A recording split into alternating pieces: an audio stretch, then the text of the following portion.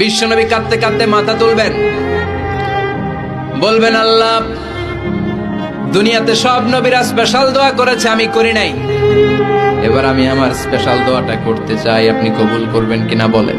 আল্লাহ বলবেন, নবী কি আপনার দোয়া বলেন?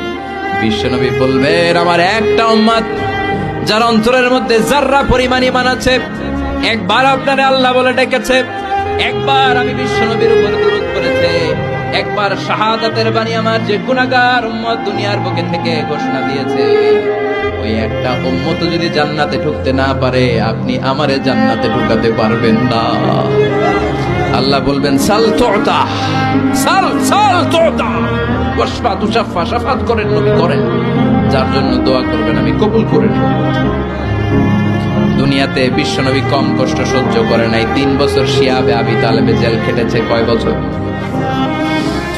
দুর্ভিক্ষের বছরগুলোতে বিশ্বনবীর পেটে দানা পানি ছিল না। কলিজার টুকরা হাসান হুসাইন কই মাছের মতো ছটফট করেছে, জামিনে ক্ষুধার জ্বালায় বেহুশ হয়েছিল। বিশ্বনবী যদি ওই স্পেশাল দোয়াটা করতেন, জান্নাত থেকে খাবারের বস্তা পাঠিয়ে দিত কে? ওই দোয়া করছিলেন? জেলখানায় আল্লাহরে বলছিলেন, আল্লাহ স্পেশাল দোয়া করলাম, জেল থেকে মুক্ত করে দেন, করছিলেন? যুদ্ধের ময়দানে নিজের দাঁত ভেঙেছে, উহুদের ময়দান সাক্ষী, বিশ্বনবীর মুবারক রক্তে উহুদের ময়দান রঞ্জিত হয়েছে। সেদিনও বিশ্বনবী ওই দোয়াটা করে নাই। চিল্লায় বলেন ঠিক কিনা? তায়েফের ময়দানে বিশ্বনবী কয়েকটা জায়গায়, 3 জায়গায় বেহুশ হলেন। বিশ্বনবীর মুবারক দেহ বেয়ে রক্ত ঝরলো। ওই কঠিন বিপদের দিনও বিশ্বনবী এই দোয়াটা করেছেন নাকি? কথা বলেন।